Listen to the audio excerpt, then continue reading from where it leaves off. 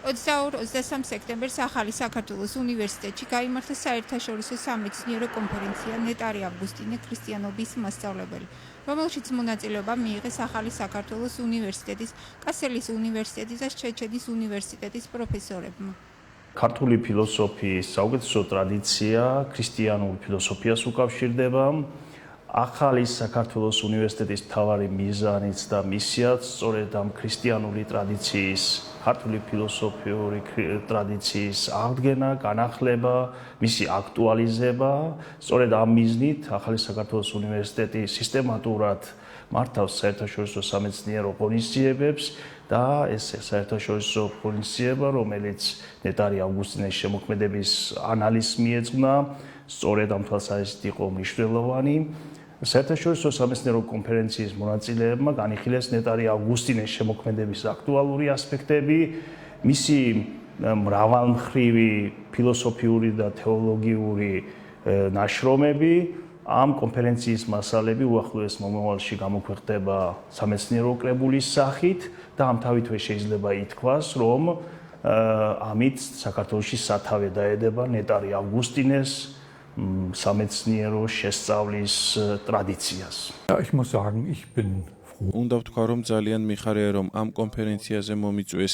თემა უაღრესად მნიშვნელოვანია. ავგუსტინე ერთ-ერთი უმნიშვნელოვანესი დასავლელი თეოლოგია. ის ფაქტი, რომ ახალი საქართველოს უნივერსიტეტში ავგუსტინესადმი მიძღვნილი კონფერენცია იმართება, ქმნის ერთ მხრივ კავკასიური ფილოსოფიისა და თეოლოგიისა და მეორე მხრივ დასავლური ფილოსოფიისა და თეოლოგიის დაკავშირების შესაძლებლობას. კონფერენციაზე ვისაუბრე იმის შესახებ, თუ როგორ მიემართება ერთმანეთის დრო და მარადისობა ავგუსტინესთან. ვფიქრობ, რომ ამ საკითხთან დაკავშირებით ავგუსტინეს მიერ გამოთქმული შეხედულებები დღესაც მნიშვნელოვანია ფილოსოფიისა და თეოლოგიისათვის. კონფერენციის მსვლელობის დროს ძალიან საინტერესო შეკითხვები დაისვა და ნაყოფიერი დისკუსია გაიმართა. ეს შესანიშნავი დასაწყისია და იმედი მაქვს, რომ ეს წამოწყება ფოთისა და ხობის მიტროპოლიტ გრიგოლის ძალისხმევით წარმატებულად გაგრძელდება. ნეტარი ავგუსტინეს მოძღვრებას განსაკუთრებული გავლენა ჰქონდა ქრისტიანულ თეოლოგიასა და ფილოსოფიაზე. ავგუსტინეს ფილოსოფიური სიღრმე და თეოლოგიური ლაკონურობა მის უნივერსალურ აზროვნებაზე მიუთითებს. ვფიქრობთ, ეს კონფერენცია ბიძგის მიმცემი აღმოჩნდება ამ დიდი მოაზროვნის და გულხურვალე ქრისტიანის შემოქმედების შესწავლის თვალსაზრისით. არანაკლებ მნიშვნელოვანია გამოიკვეთოს ავგუსტინეს აზროვნების პოლიტიკური ასპექტი. მაგალითად, იგი არ ინტერესდება ხელისუფლებით იმ აზრით, რა აზრითაც თავის დროზე პლატონი და არისტოტელე ინტერესდებოდნენ. კერძოდ, მისთვის ნაკლებად მნიშვნელოვანი არის საუკეთესო პოლიტიკური რეჟიმის ძიება.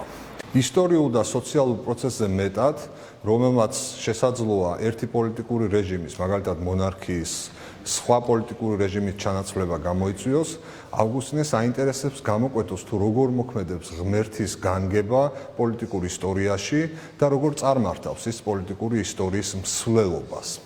გარდა ამისა, ავგუსტინე სახელისუფლებო ურთიერთობებთან მიმართებაში ერთმანეთსაგან არ ასხავებს სპეციფიკურად პოლიტიკურ ურთიერთობას და სხვა ტიპის ურთიერთობებს, მაგალითად ქვეშევრდომისა და ბატონის ურთიერთობას.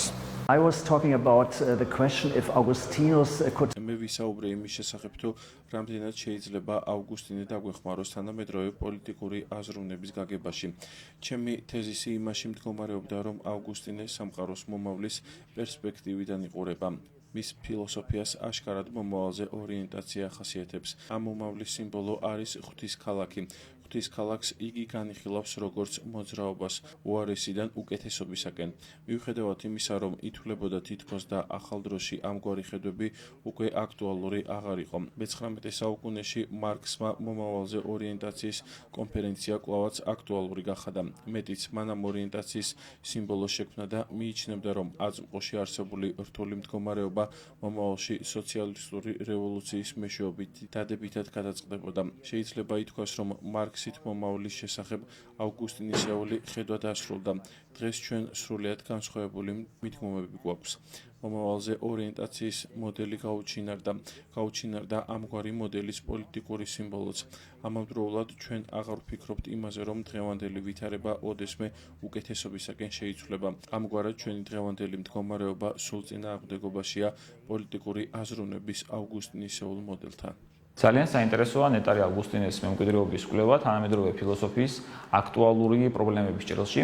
ამ მხრივ საინტერესოა ტვინის ფილოსოფია და ნეიროფილოსოფია. ნეტარ ავგუსტინეს თავის შეხედნაშრომებში გამოთქმული აქვს შეხედულებები, რომლებიც შუა საუკუნეებში, შემდგომ ახალ დროში და უახლოეს დროშიც კი ნაყოფიერად იქნა ათვისებული და გამრცობილი. კერძოდ, ნეტარ ავგუსტინე იკვლევდა სულის ლოკალიზაციის ანუ მდებარეობის საკითხს. თავდაპირველად იგი თვლიდა, რომ სული მთელს სხეულშია განფენილი, მაგრამ მოგვიანებით მივიდა იმ დებულებამდე, რომლის მიხედვითაც სულის ადგილი, ლოკალიზაცია არის ტვინში და ამ მხრივ მის შეხედულებები უაღრესად საყურადღებო და მნიშვნელოვანია.